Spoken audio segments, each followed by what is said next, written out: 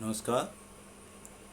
आज हम जानेंगे परिपत्र, जो कि एक सरकारी पत्र लेखन है, उसका प्रारूप जानेंगे। कैसे हम परिपत्र लिखें, जिसे अंग्रेजी में सर्कुलर कहते हैं। सर्कुलर कौन लिखता है, क्यों लिखता है, कैसे लिखे जाते हैं। आइए सबसे पहले हम जानते हैं कि परिपत्र की परिभाषा क्या है, सर्कुलर कहते किसे हैं। परिपत्र एक प्रकार की सूचना है जो कोई विभाग अपने अधीनस्थ विभागों को देता है। परिपत्र विभाग के निर्देश व अनुदेश से संबद्ध होता है।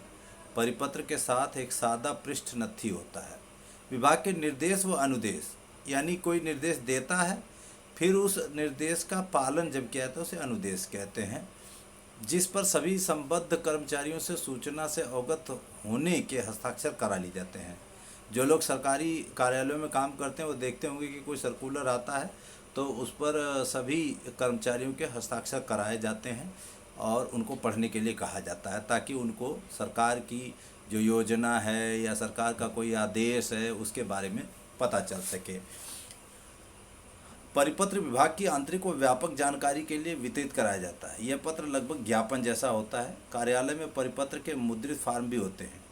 परिपत्र में संख्या भी रहती है, लेकिन विभागीय होने के नाते संदर्भ, संबोधन व अधोलेख नहीं होते। तो ये कई बार आपके यहाँ छपे छपाए भी होते हैं, जिसमें आपको कुछ भरना होता है और उसको आगे फॉरवर्ड करना होता है अपने से जूनियर के लिए। नीचे हस्ताक्षर और पदनाम होता है। यदि संलग्न हुआ तो इसका भी उल्लेख है। अगर वो किसी और को संलग्न किया गया, उसमें संलग्न कोई और चीज़ है और कोई पत्र है, तो उसका भी जिक्र किया जाता है।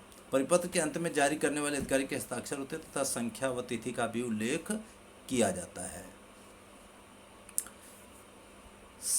परिपत्र का महत्व क्या है? समान सूचनाओं के संप्रेषण का सफलतम माध्यम है। सूचनाओं की एकरूपता का सुनिश्चितीकरण होता है। त्रुटिहीन सूचनाओं के संप्रेषण हेतु सटीक माध्यम है। त्रुटिहीन सूचनाओं के संप्रेषण हेतु सटीक माध्यम श्रम, समय, व्यय के त्रिगुण से संपन्न होते हैं। स्वतः संसूचित होते हैं, क्योंकि पत्र का उद्गम कार्यालय में पहुंचने पर कार्य पूरा हो जाता है। विशेषताएं क्या है? सदैव सरकारी प्रयोजन से ही विनियमित होते हैं। सदैव वरिष्ठ से कनिष्ठ को लिखा जाता है, यानी सीनियर से जूनियर को। पत्र में राजभाषा का प्रयोग, यानी हमारी राजभाषा अगर हिंदी है तो हिंदी का प्रयोग। कुछ राज्यों में स्थानीय भाषाएं हैं, क्षेत्रीय भाषाएं हैं, तो वो उनकी वही राजभाषा है। कहीं कहीं पर अंग्रेजी भी है। सदैव मुख्यालय से ही प्रेषित होते हैं। अधिकांशतः मुद्रित होता है। परिपत्र का मतलब वह आधिकारिक पत्र जो विशिष्ट या संबद्ध पदाधिकारियों, सदस्यों आदि को सूचनार्थ भेजा जाता है। जैसे गश्ती चिट्ठी, यानी जो दौरा कर एक जगह से दूसरी जगह जा रही है। सर्क्यूलर वह पत्र जिसमें किसी को कुछ स्मरण करने के लिए कुछ लिखा गया हो। स्मृति पत्र या मेमोरेंडम भी कहते हैं।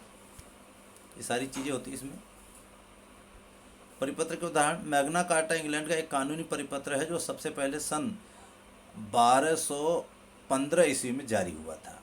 हीन ग्रह परिपत्र, जिसे माइनर प्लैनेट सर्कुलर, एक वैज्ञानिक पत्रिका है जो हर पूर्णिमा पर हीन ग्रह केंद्र द्वारा प्रकाशित की जाती है। इसमें खगोल शास्त्रीय समीक्षा, हीन ग्रहों, धूमकेतुओं की परिक्रमा, कक्षाओं, ऑर्बिटों व पंचांग से संबंधित जानकारी और कुछ प्राकृतिक उपग्रहों से संबंधित जानकारी भी सम्मिलित होती है।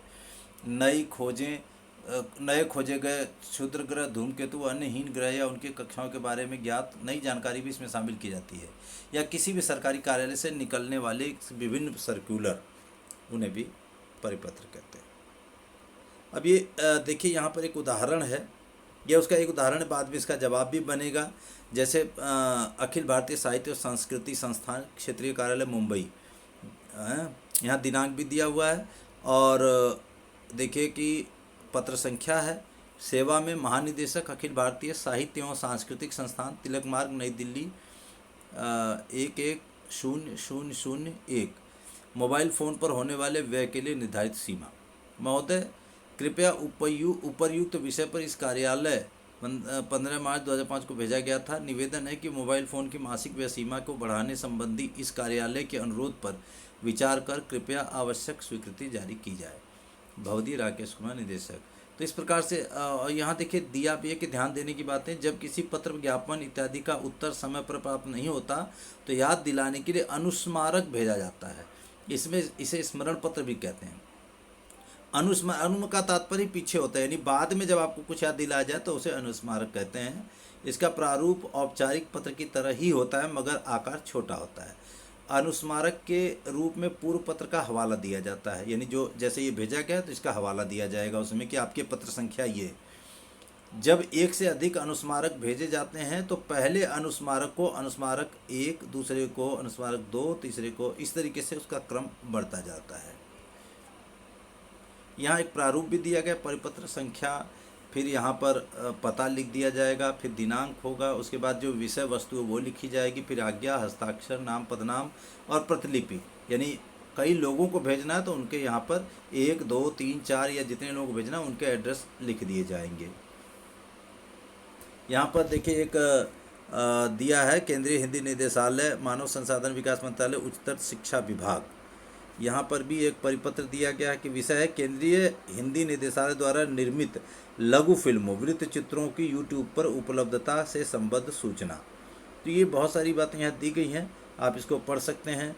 और देखिए सेवा में किसको किसको, भारत सरकार के सभी मंत्रालय, स्वायत्त शासित संस्थाएं, उपक्रम, इनको भी यहाँ पर प्रतिलिपि किया गया है देने के लिए। तो ये इस तरीके से भी लिखा जाता है। तो इस तरीके से आपने देखा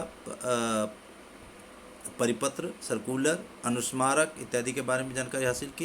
इन्हीं शब्दों के साथ बहुत बहुत धन्यवाद। मैं हूँ गुलाब चंद जैसव, केंद्रीय विद्यालय हरसिंहपुरा। बहुत बहुत धन्यवाद।